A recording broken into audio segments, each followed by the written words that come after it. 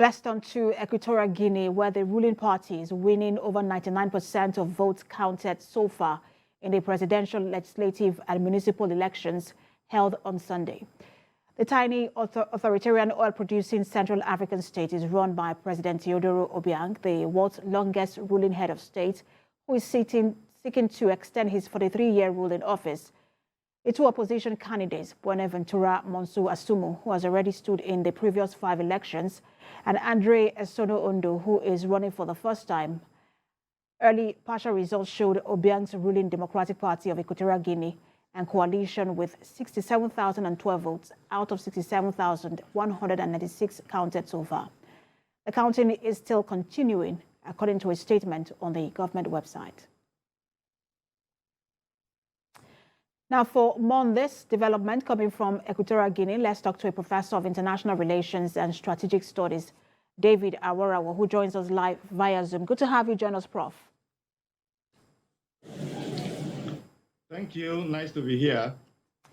So just to give a background to our viewers, Teodoro Obiang took office in 1979, when he ousted his uncle, Francisco Guema, from office. He took office in 1968. Both men have been just the 2 presidents in that country that everyone knows, though other presidents has emerged in Equatorial Guinea. And he's been president for 43 years, now seeking his 6th term. These elections being held, do they even matter anymore, Prof? Thank you.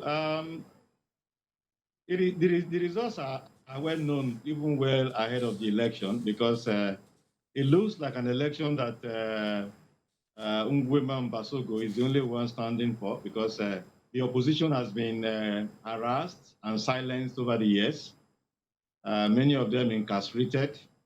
And so the result has always reflected something around 97%, 98%, in the past election cycles.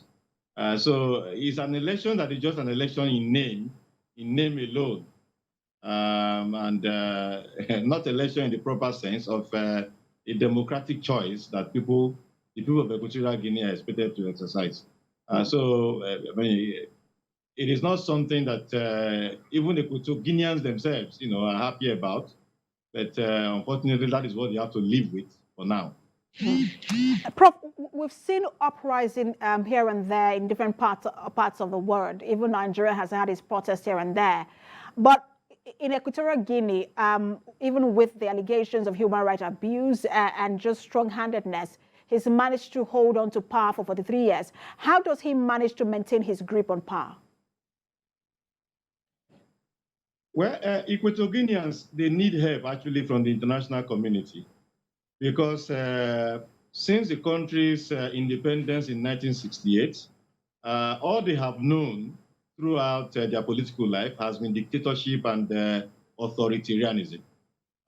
So it seems that there is an acceptance, a psychological acceptance of that kind of, structure of governance by Equatorial Guineans.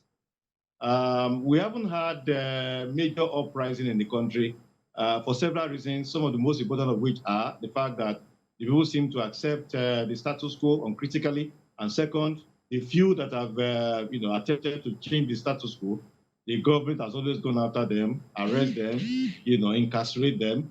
And so there's that atmosphere of fear in that country.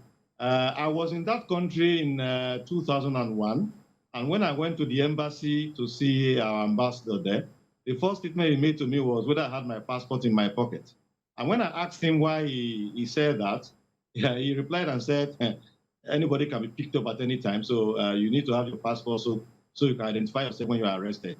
I mean, that gives you the picture of the experiences that Equatorial Guineans have had to endure over the years.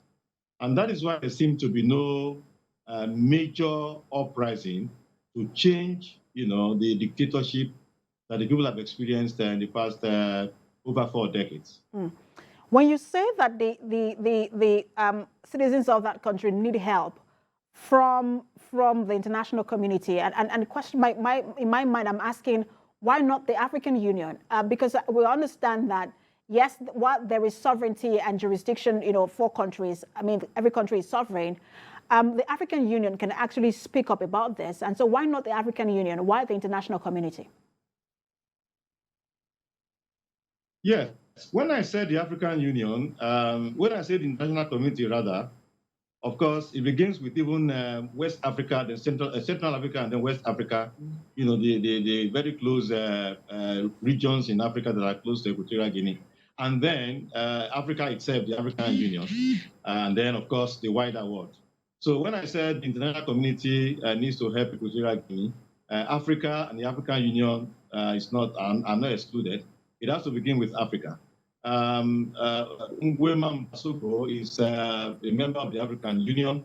And so I think the African Union has had good governance as one of its main objectives since the AU was formed in 2001.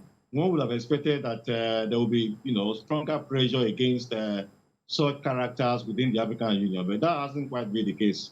So I agree with you. It has to start with Africa. And when I said the international community, Africa is not excluded there. It has to even start with Central Africa, where Equatorial Guinea belongs, and then of course West Africa also needs assistance, and the African Union before you talk about extra-African intervention.